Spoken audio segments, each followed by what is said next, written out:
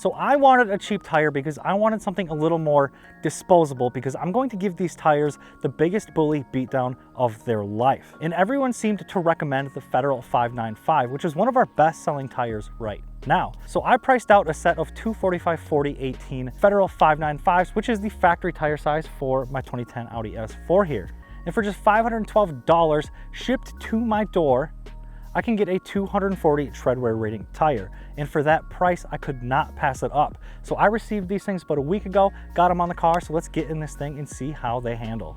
So I really enjoyed these tires, and the number one reason that I really enjoy these tires is that they're extremely cheap. I only spent $500 on a full set of these 245/40 ZR18s, and I'm not even mad.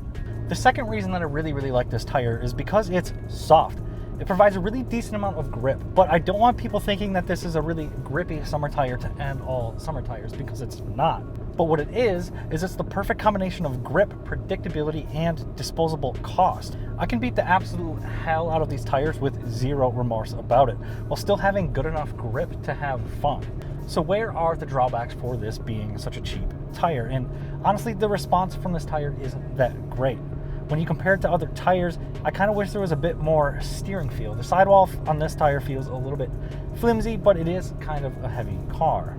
And as you guys may be able to hear, there is a small amount of road noise. Now, if you have an aftermarket exhaust or anything like that, it will cover it up. It's not super loud, but it is there. You're not going to be at the top of your class with this tire, but they are good enough to hold some speed and have a decent amount of grip to still have fun with whatever you're doing. Eventually, you are going to find yourself at the limit of these tires, and you're kind of going to be ready for more. But again, these are extremely cheap and give you a good enough amount of grip. But what truly makes this tire so good is it's kind of disposable. If you do some burnouts or hit a couple track days a year, you're not going to feel bad. But if you do a couple of burnouts and you hit a couple of track days on an expensive set of tires, you may have some remorse if you're not there to set lap records, especially if you're just practicing. So now that we've talked about the tire and I told you everything I like about it from an on-paper standpoint and some of the driving I've done on it before this video, let's put these things to the actual test. Let's go around some roundabouts quick, do a quick little lane change, and then we'll probably do a little braking test. So I guess without any further ado, we're at the roundabout. Sorry, Greg. Was that your head? Was that your head?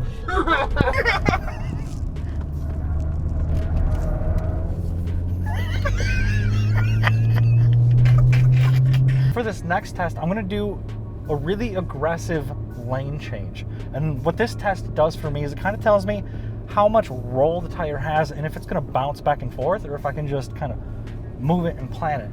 You ready?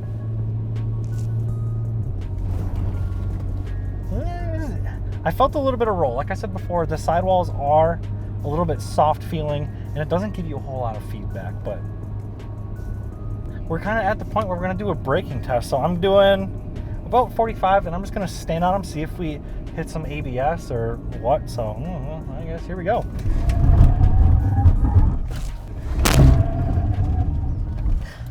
Holy ow.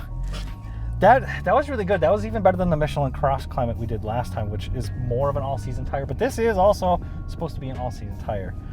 As you heard, there wasn't a whole lot of ABS lockup, and that really just goes to show that with the low tread wear rating, you do have a softer tire and it has more grip than normal.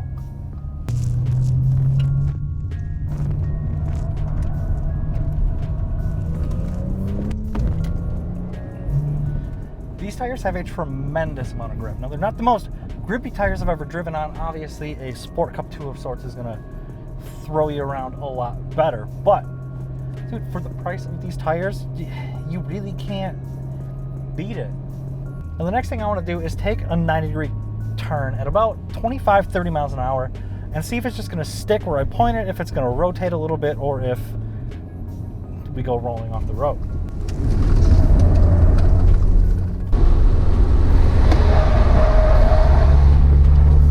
I don't get it. $500 and you can literally just go 30 miles an hour and just 90-degree turn left and it just goes right where you want to put it. Well guys, that about wraps it up for this Federal 595 tire review. I hope you like watching me beat the hell out of these tires and my personal vehicle. Make sure to subscribe to the channel if you haven't already. We have a ton of technical and fun content that you guys will not find over on the Fitment Industries main channel. And then head over to fitmentindustries.com to pick up yourself a set of these bad Bama Jammas for yourself. You will not regret it. I'm Sean from Fitment Industries, SeanB.fi on Instagram. Peace.